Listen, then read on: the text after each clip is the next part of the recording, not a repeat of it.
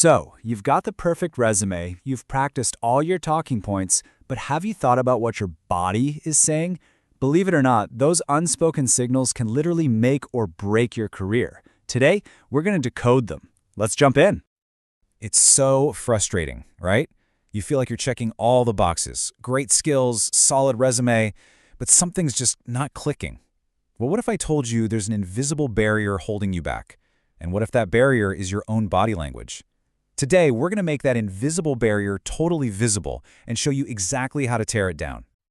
Okay, so here's the game plan. First, we'll talk about why this stuff is so powerful. That's the silent sabotage. Then, we'll get into the nitty-gritty, defensive postures and those telltale nervous signals. And we'll wrap up by looking at how to build real, professional rapport. All right, Section 1. Let's dig into why these unspoken messages have so much power. You know, it's funny. Our bodies are terrible liars. They often spill the beans on how we really feel way more than our words do. And this goes way, way back. Think about it. Before we had all these complex words, we had to rely on nonverbal cues to figure out, is this person a friend or a foe? That instinct is still hardwired into us. That's why one little gesture, like a frown or a confident way of walking, can send a massive signal. The goal here is to make sure the signal you're sending is the one you actually want to send. But here's the thing. That first impression, it doesn't start when you walk into the interview room. Nope.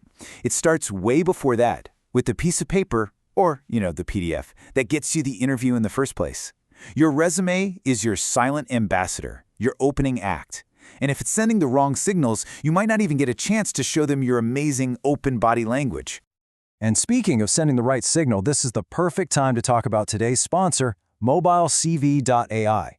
Get this, and this is a wild statistic. A whopping 75% of resumes get tossed out by automated bots before a real person ever lays eyes on them. It's crazy. Your resume could be screaming "reject me" to a machine and you wouldn't even know it. Mobilecv.ai is designed to fix exactly that. It uses these really slick professional LaTeX templates that are built to get past the bots. You can literally take any document you have and turn it into a perfectly formatted, job-ready CV in about a minute, right on your phone. Okay, let's dive into our first big category of mistakes, defensive postures. These are the things we do that basically build invisible walls around us, shutting people out before we even say a word. All right, first up, the all-time classic, crossing your arms. And I get it, sometimes it just feels comfortable, right? But the message it's sending is, well, it's not so comfortable for the person you're talking to. So, what's going on here? Psychologically, crossing your arms is like putting up a little shield. It's a barrier, and it screams to other people that you're closed off, maybe a little defensive, and probably not super open to their ideas. So what's the fix? It's so simple. Just don't do it. Let your arms hang naturally by your sides or rest your hands in your lap. It's a tiny change that makes a huge difference. You'll instantly look more open and way more approachable. Next on the list is slouching. Ah, man, we're all guilty of this one, especially when you're tired or stuck in a meeting that just will not end. But that little slump in your chair is sending a much bigger message than you think.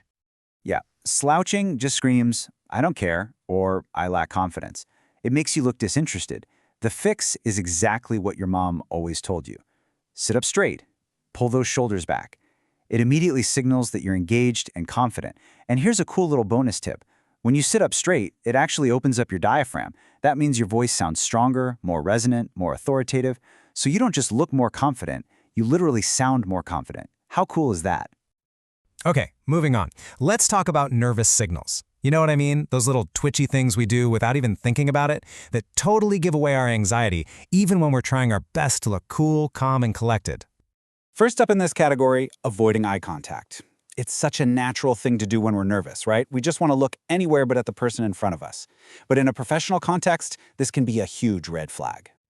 Avoiding eye contact can make you seem nervous, sure, but even worse, it can make you seem untrustworthy or like you're hiding something. It's a total trust killer. Now, I'm not telling you to get into a creepy staring contest. That's just weird. The trick is to hold their gaze for just a few seconds. Like 3 to 5 seconds is perfect.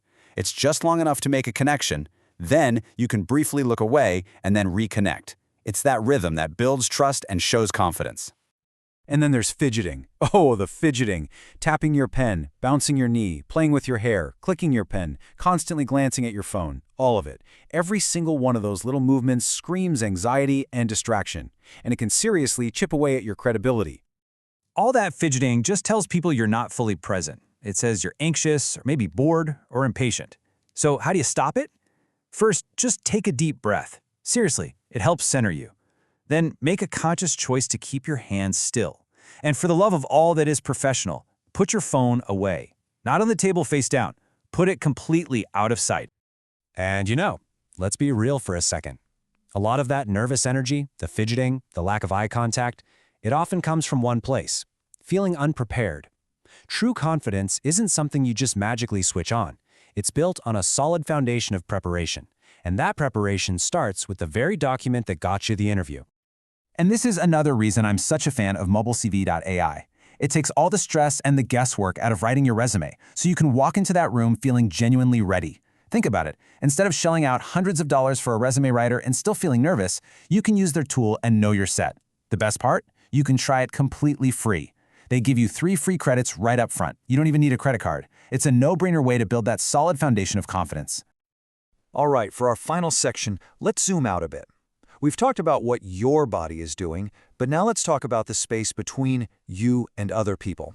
This is all about building professional rapport. Okay, final mistake. Invading personal space. We all have that invisible bubble, right? Our personal space. And respecting that bubble is absolutely critical in a professional setting. Nobody likes a close talker. Standing too close can feel really aggressive, and it makes people super uncomfortable. And here's the key. If someone is busy feeling uncomfortable and trying to back away from you, guess what they're not doing? They're not listening to your brilliant ideas.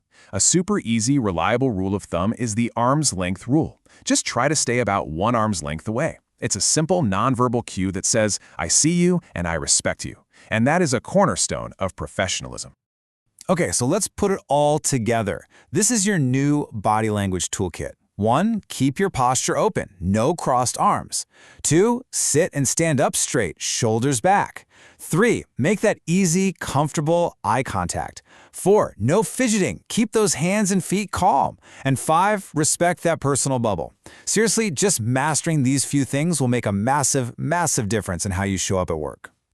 So there you have it. You are now officially in the driver's seat of the nonverbal story you're telling. By just being a little more mindful of these signals, you can make sure your body language is actually helping you, opening doors instead of accidentally slamming them shut. So my question for you is, what message are you going to choose to send tomorrow?